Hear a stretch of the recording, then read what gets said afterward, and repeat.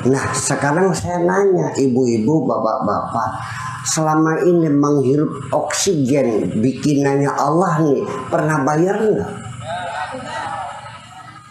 Diberi panas matahari setiap hari, pernah bayar nggak? Dikasih mata, pernah bayar nggak? Kasih tangan, kasih kuping, kasih mulut, kasih semuanya. Ini semuanya apa sebabnya kita tidak pernah rindu ingin ketemu dengan Allah? Karena selama ini kita tidak pernah merasakan diberi nikmat oleh Allah. Saya saja bawa anak kecil, anak saya yang kelas 4 SD, kondangan ke rumah teman. Di situ saya dihormati, masakan yang enak-enak, duduknya yang enak, anak saya juga disayang. Anak saya nanya, "Bah, majikannya mana, tuan rumahnya?" Anak sekecil itu saja dapat penghormatan seperti itu, bertanya mana tuan rumahnya. Nah ini kita semuanya tiap hari dikirimi Allah kenikmatan yang tak terhingga. Wa in ta'udu ni'matallahi la tuhsuha. Kok tidak pernah bertanya mana Tuhan kita? Malah ditanya pengen ketemu gak, bilangnya enggak. Itulah sebabnya tidak semudah itu. Kenapa kita selama ini tidak pernah merasa berdosa, tidak bertanya mana Allah? Kita tidak pernah berdosa, tidak pernah merindukan, dan kita tidak pernah berterima kasih kepada Allah. Nah inilah sebabnya selama ini orang tidak merasa berdosa ketika tidak bersyukur kepada Allah. Bayangkan, saya salahnya apa? Kalau saya tegur begini-begini, matanya melotot, bilangnya saya salahnya apa? Sholat saya lakukan 5 kali, zakat saya keluar, bulan puasa saya puasa, haji sudah 2 kali. Apa salah saya? Orang itu tidak pernah merasa bersalah ketika dia tidak bersyukur kepada Allah. Karena tidak bersyukur itu dianggapnya bukan dosa. Di sini intinya yang ingin saya sampaikan, bahwa ternyata terlalu banyak dosa-dosa yang kita lakukan yang tidak kita sadari. Yang kita sadari adalah dosa-dosa sosial, tapi dosa-dosa hati jarang orang yang sadar. Itulah sebabnya selamanya kita berdoa nol. Tidak pernah doa kita didengar oleh Allah. Kita berdoa turun hujan, dikabul, bro, seminggu hujannya banjir semuanya. Iya.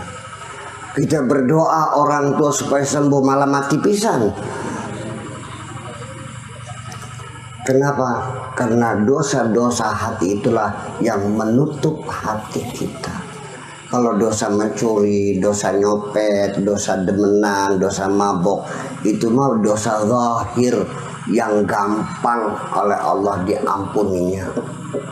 Dosa besar itu dosa hati. Itulah banyak dosa yang tidak kita sadari, dan kita tidak pernah merasa berdosa.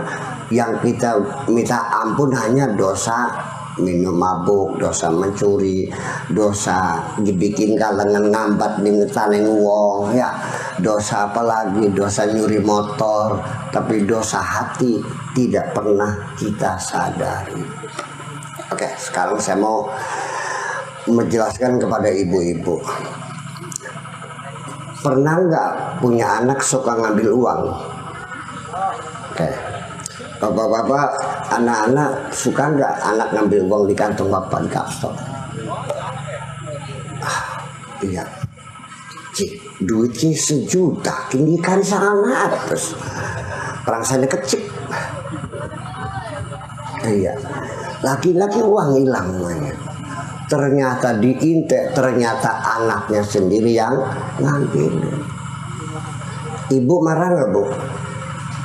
Marah nggak anaknya nyolong duit? Dicewer nggak?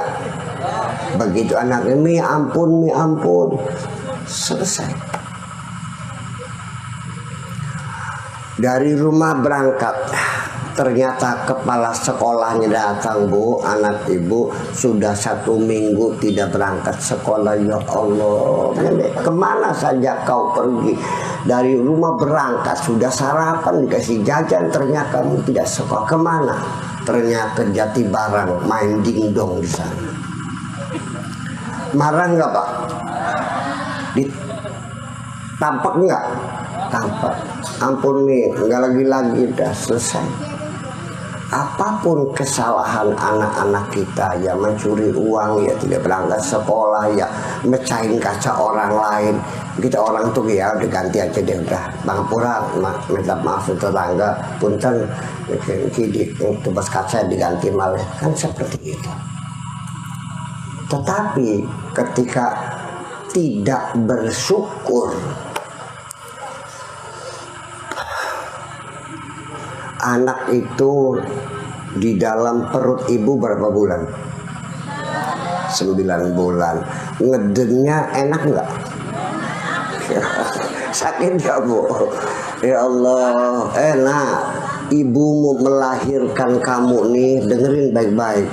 Itu mempertaruhkan nyawanya antara hidup dan mati, berjuang untuk melahirkan kamu. Darah berhamburan, tenaga habis semuanya. Setelah lahir, dengan segala upayanya, 2 tahun ibumu menyusui, betapa lelahnya, nggak pernah tidur nyenyak, betul nggak Bu? 2 tahun nggak pernah nyenyak.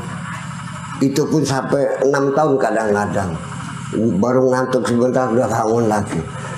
Sudah selesai itu ya nyusuin, ya benungin, ya nyabokin, sampai ke sekolah dibiayai sampai sarjana, sampai jadi orang kaya. Oke? Nah tiba-tiba setelah jadi orang gedean di Jakarta, orang kaya, diwawancarai oleh wartawan. Kata wartawan, Bapak bagaimana asal muasalnya? Mangga.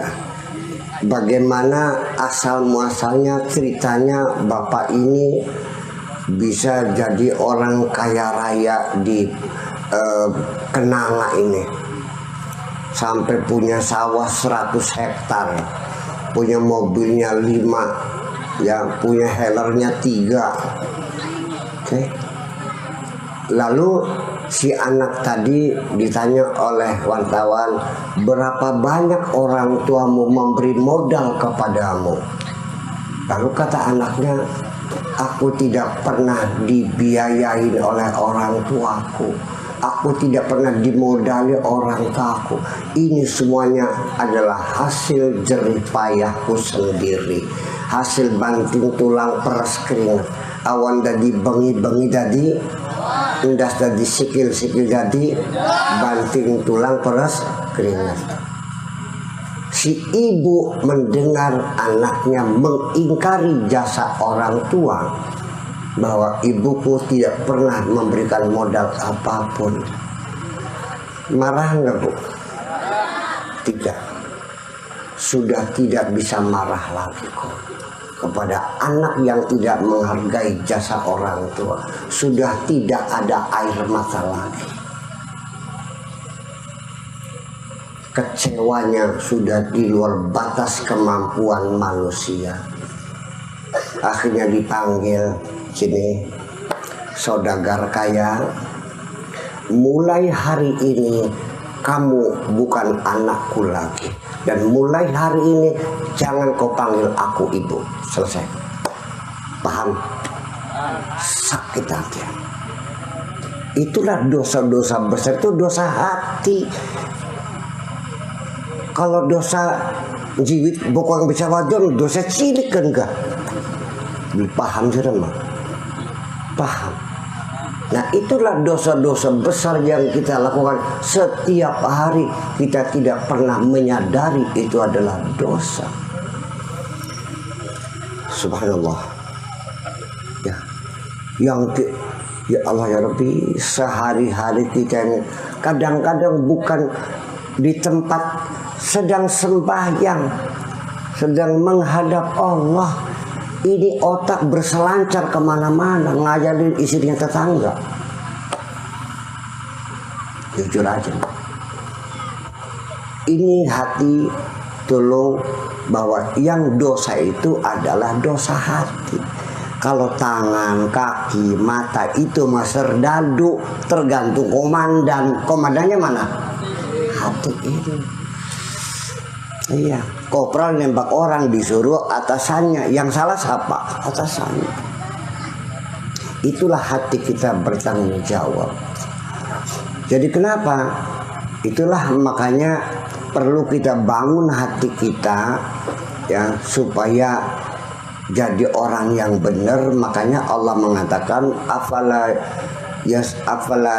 begini, fatakuna lahum qulubun yaqiluna biha au adhanun yasma'una biha, ya, fa innaha la ta'mal absar walakin ta'mal qulubul lati fis sudur.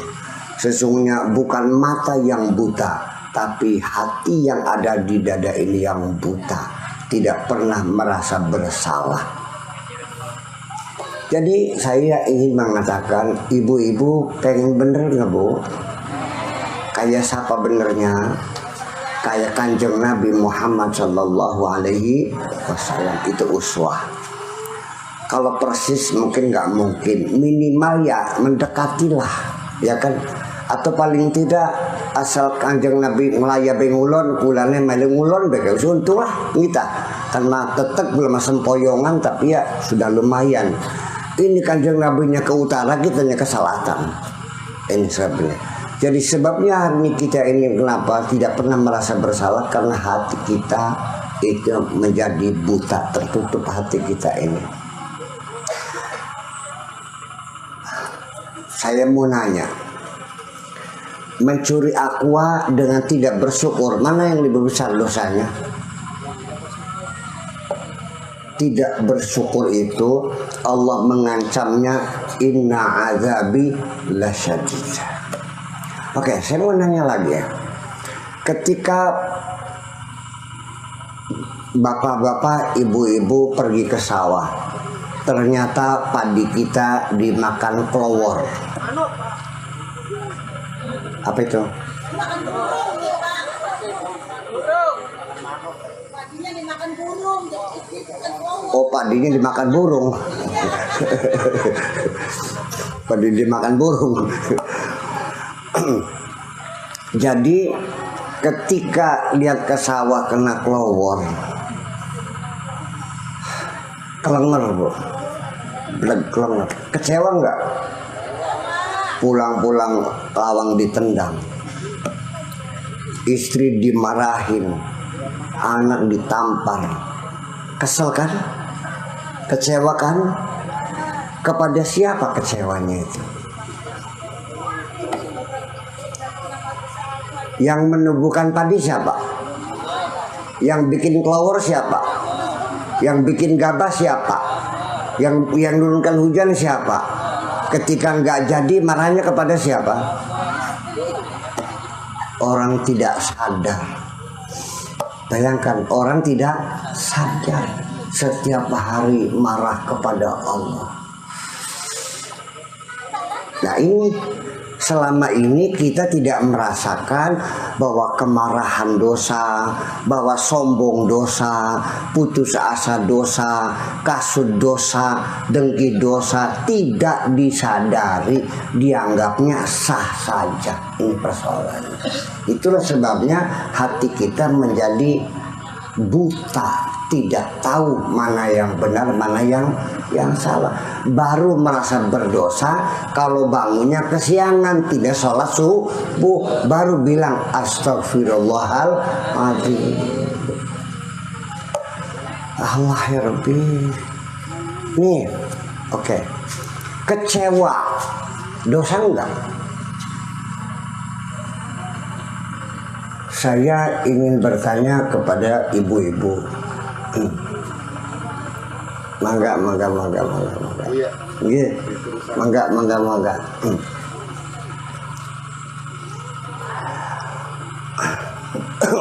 Enggak lagi, enggak. Ibu-ibu saya nanya, pagi hari bangun ternyata motornya hilang, kaget nggak Bu? Kaget. Marah nggak? Kecewa nggak? Motornya hilang, kecewa?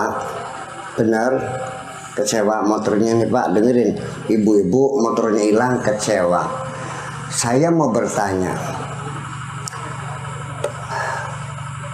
kenapa ibu kecewa motornya hilang? Sok jawaban dingin. Kenapa engkau kecewa ketika motormu hilang? Non?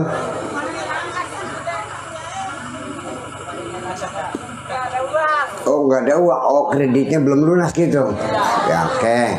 Sekarang kalau motor itu kreditnya sudah lunas terus hilang, kecewa nggak?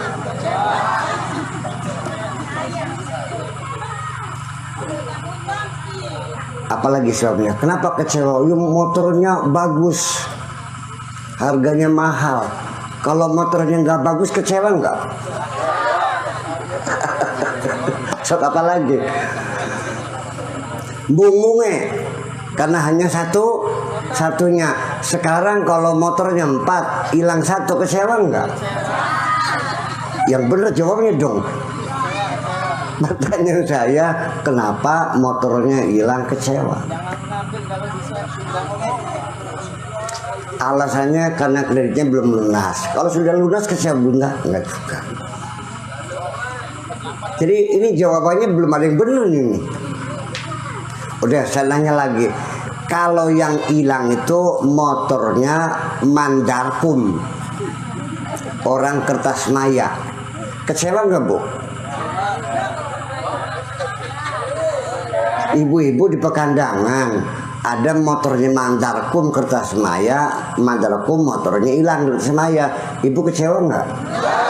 Kenapa tidak kecewa?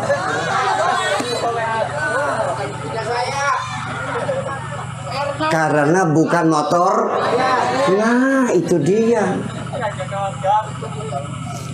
Kalau ibu-ibu menemui suami ibu-ibu lagi berselingkuh, kecewa nggak? Kalau suaminya surat minah? Jadi artinya sejak kapan kita ini kecewa?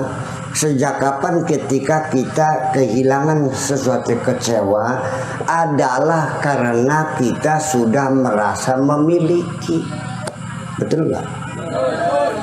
Kalau kita tidak merasa memiliki, ya tidak kecewa dong. Oke? Jadi selama ini orang tidak pernah merasakan bahwa merasakan memiliki adalah suatu dosa. Tidak paham, tidak sadar, setiap detik, setiap menit kita melakukan dosa-dosa besar kepada Allah dan kita tidak sadar. Karena pikiran kita dosa besar itu ngelacur, mabok, membunuh, judi dan sebagainya. Padahal di hati kita terlalu banyak dosa-dosa besar yang tidak kita sadari.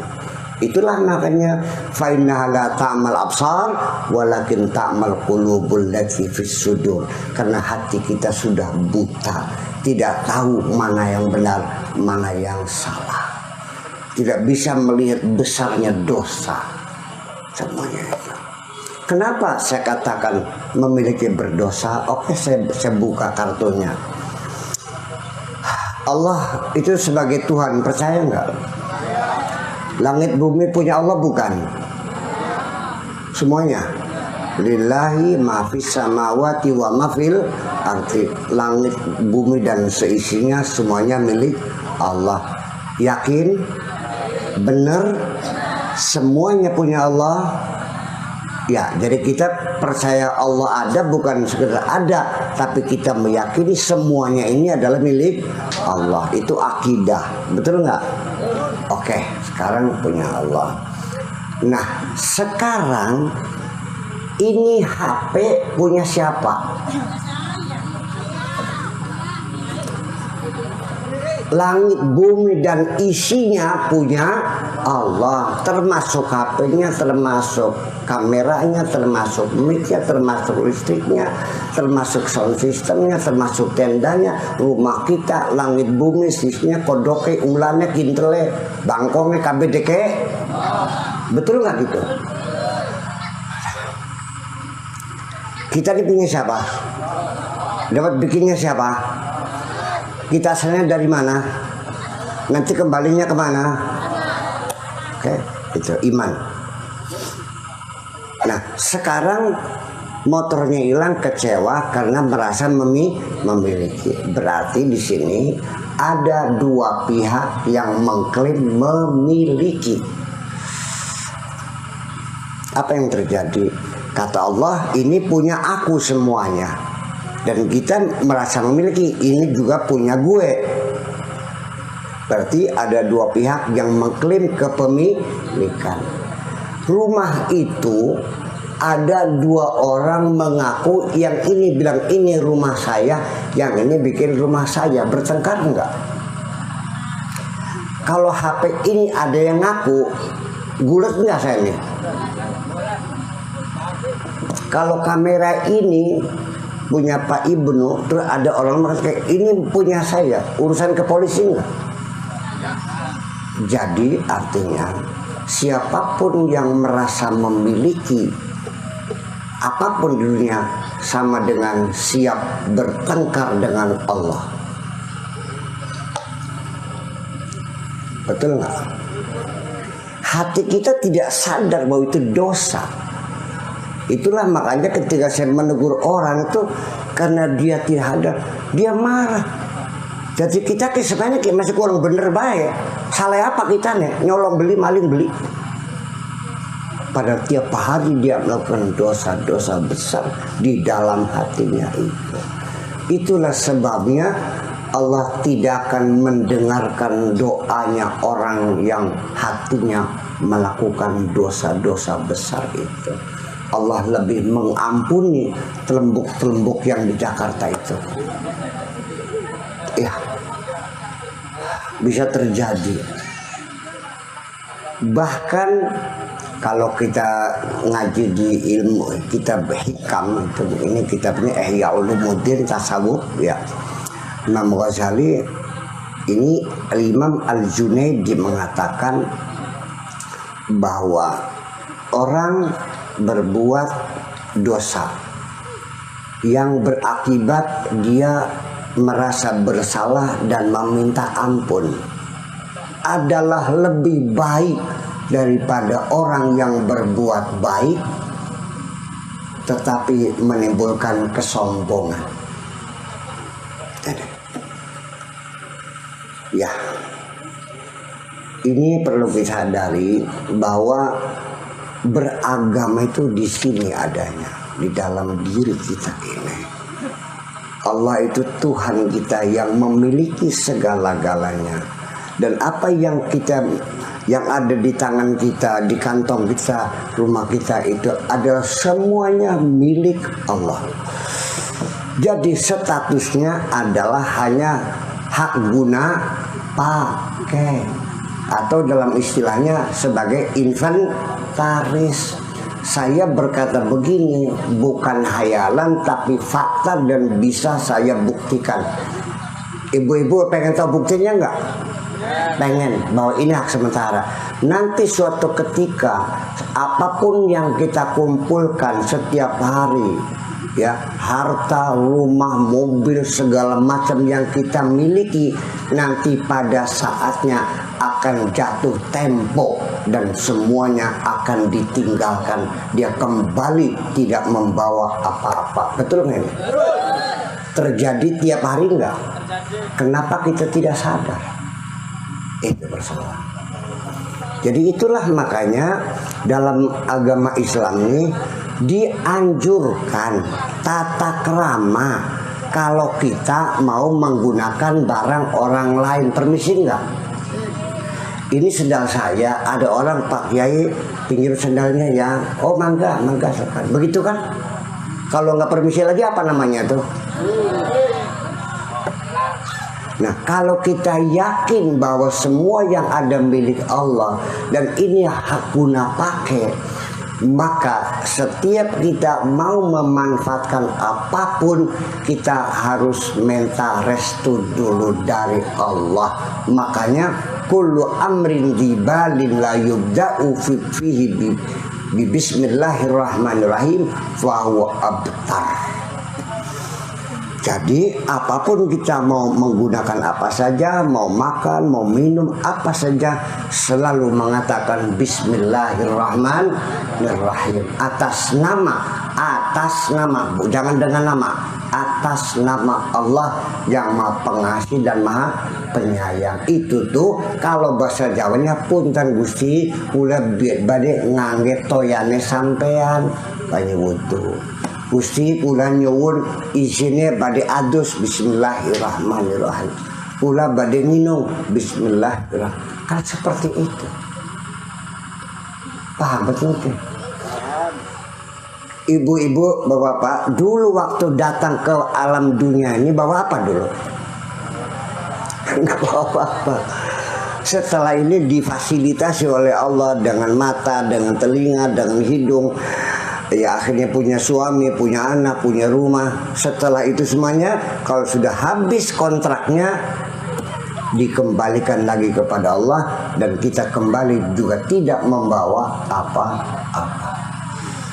Nah, tadi tidak bersyukur dosa, merasa kecewa dosa, marah nih. Anak tidak naik kelas, marah gak ibunya? Kenapa marah? Karena tidak sesuai dengan harapannya. Seharusnya naik menjadi tidak naik karena banyak bolos, karena nilainya rendah, karena anaknya tidak pintar. Saya mau nanya, yang bikin otaknya anak ibu siapa? Yang bikin dia goblok siapa? Kalau anak marah dimarah, anak goblok dimarahin, berarti marahnya kepada yang membuat apa pada anaknya?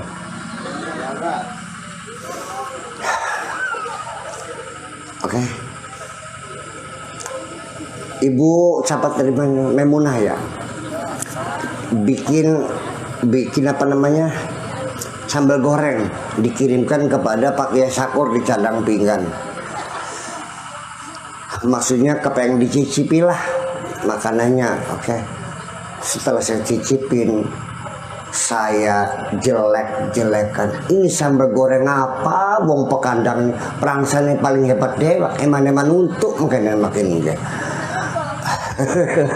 Akhirnya saya buang.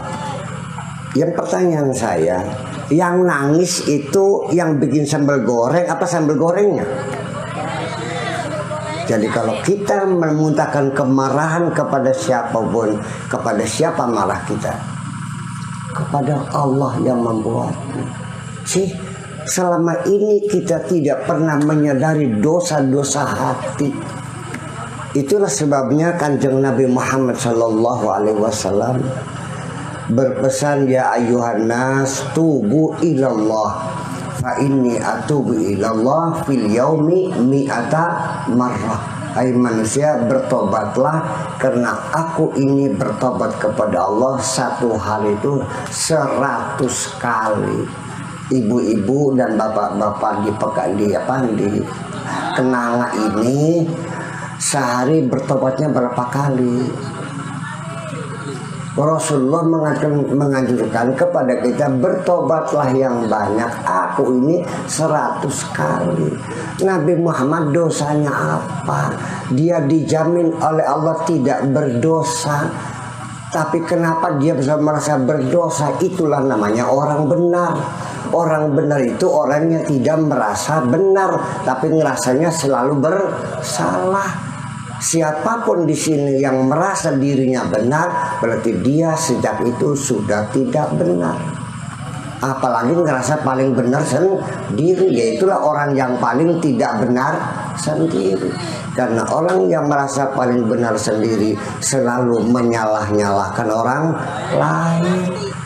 mudah bertengkar dengan siapapun, dan akhirnya memaksa orang lain harus seperti dirinya sendiri. Nah, Nabi Muhammad itu dijamin tidak berdosa, tapi yang bersangkutan selalu merasa berdosa. Kita ini tidak dijamin suci oleh Allah, tapi kita merasanya tidak pernah merasa terbaliknya. Itulah sebabnya. Kalau ibu pengen tahu dosa Nabi seperti apa sih? Dosa Nabi itu sampai ditegur oleh Allah, dimarahi oleh Allah, ditegur lah, bukan marahi. Itu karena gara-gara suatu hari sedang dia rapat sama orang-orang besar, ada orang buta datang menghampiri kanjeng Nabi. Orang buta datang, nabinya cemberut mukanya nih, lalu membuang muka. Turunlah ayat Quran, Bismillahirrahmanirrahim, abasa wa tawalla anja'ahul a'ma. Kenapa kamu cemberut? Kenapa kamu membuang muka? Karena datang orang buta. Ditegur semacam itu, kanjeng Nabi langsung menitikkan air mata, bersedih hati, dan meminta ampun kepada Allah. Nangisnya 3 hari tidak berhenti-berhenti. Air mata, ya Allah, astagfirullahaladzim, minta ampun lagi. Itu. Saya mau nanya nih sama orang Kenanga, bukan pengantin Kenanga ya. Saya mau nanya nih, kanjeng Nabi tadi cemberut ya sama buang muka ya. Saya mau nanya, orang buta dicemberut tersinggung nggak, Bu? Sebabnya apa? Oh gitu. Orang buta, kita membuang muka dari orang buta, marah nggak, Bu? Sebabnya apa? Pertanyaan saya, Nabi menyakiti hati orang buta enggak? Kok saya nangis? Nah, bagi kanjeng Nabi yang hari ini kita pengen belajar seperti kanjeng Nabi, ternyata merasa berdosa bukan karena menyakiti orang buta, tapi sekedar dia tidak menghormati saja, itu sudah merupakan dirasakan sebagai dosa dan minta ampun kepada Allah Subhanahu wa ta'ala. Bayangkan, tidak mudah. Makanya oleh karena itu saya tidak akan lebih berbanyak-banyak karena ada acara lagi yang di Istiqosah di laut. Daripada kesimpulannya bahwa kanjeng Nabi sudah cukup merasa berdosa ketika beliau tidak hormat kepada orang buta. Ibu-ibu pernah cemberut sama suami enggak? Terus pernah minta maaf enggak? Ya Allah ya Rabbi. Itulah makanya. Jadi sekali lagi maksud saya bahwa orang ini kebanyakan tidak mengerti bahwa dosa itu yang besar-besar itu yang kelihatan namanya dosa sosial. Korupsi, nyolong, ngerampok, ngelacur, mabok. Tapi di dalam hati kita dosanya segunung-gunung. Dikiranya orang marah itu tidak berdosa. Marah kepada siapa? Gara-gara istrinya masak jangan asemnya itu terlalu asin, langsung mangkoknya dilempar, mejanya dibalik, ngomongnya kinki jangan asem tak uyu jarang kinki. Bayangkan sehari-hari marah sambil dilemparkan sana sini. Sekarang beginilah, orang nih kalau marah-marah seperti itu, Allah akan memanggil malaikatnya. Malaikat, apa Gusti? Itu di Kenanga ada orang tiap hari marah-marah kepadaku. Ya, sawahnya nggak jadi marah, anaknya nggak naik marah, anak istrinya masak kemanisan Allah, tidak hujan marah, hujan kebanyakan hujan marah. Jadi gimana gue sih, tempong cangkemnya sisa buat sekarang kan. Iya, tampar aja mukanya tuh. Pakai tangan kiri apa tangan kanan, ya Allah terserah kamu malaikat. Kalau pakai tangan kanan menyonya ke kanan, kalau pakai tangan kiri menyonya ke kiri. Siap, pak, tampar. Lapor ya Allah sudah setampar. Sudah, menyon maksudnya menyon. Itu tangan yang suka namparin istri, ditekuk sekalian. Siap, kerkes lagi. Sudah Gusti, apalagi kakinya digejok sekalian tuh, tukang nendangi pintu tuh. Gitu. Akhirnya apa yang terjadi? Orang yang setiap hari marah-marah terus, ternyata apa yang terjadi? Melakunya diseret. Kok gini dulu, setruk durung melaku. Orang yang marah-marah terus, jalannya kakinya diseret, tangannya nyerkengkol, mulutnya menyon, ECC. Itulah sebabnya orang karena marah-marah. Nah, yang bisa menerangkan kenapa orang marah ditempong malaikat, dokter yang bisa menerangkan. Nih kata dokternya, orang kalau marah-marah terus, itu paru-parunya menjadi kejang. Paru-paru kejang sehingga ketika memompa itu tidak bisa memompa oksigen ke dalam darah merahnya. Akhirnya karena kurang oksigen, maka jantung dipaksa memompa lebih banyak. Kalau normal itu 1 menit itu 70 kali detakan. Dep, dep, dep, 1 menit 70 kali detakan jantung. Kalau jam tembok 1 menit berapa? 60 detik. Kalau jantung 70. Karena kurang oksigen maka jantung memompanya lebih cepat sampai 90 sampai 120, sehingga akhirnya terjadilah hormon yang ada di dalam tubuh itu namanya adrenalin itu meningkat. Kalau adrenalin meningkat maka mengakibatkan tensi menjadi naik. Kalau tensi naik berlebihan menjadi nambah stroke kata dokter ini. Nah, kalau sudah stroke apa yang terjadi? Jalannya di tangannya, mulutnya ECC. Itulah sebabnya percayalah, inna adzabi lasyadid wala in kafartum inna adzabi lasyadid. Jadi marilah kita ke depan sebagai orang yang beragama ini jangan selalu melihat dosa-dosa yang kelihatan. Cobalah kita banyak introspeksi. Mungkin kita ini doa kita nggak dikabul, mungkin kita banyak penyakitnya, mungkin karena musibah kita, bukan dosa-dosa yang kelihatan, dosa-dosa yang ada di dalam hati kita ini semuanya. Mudah-mudahan ke depan saudara-saudara kita yang di Kenanga ini bisa melakukan introspeksi sekali lagi. Yuk, dalam rangka Maulid Nabi ini kita meniru hati kita seperti hatinya Kanjeng Nabi. Sebatas tidak menghormati saja kita sudah cukup terpicu untuk meminta ampun kepada Allah Subhanahu wa Ta'ala. Terus mau baik kita ulah diburu-buru ke acara maning bukat anak omong kurang pas til pangapura. Apa sih kula sampaikan mudah-mudahan wonten manfaatnya. Amin.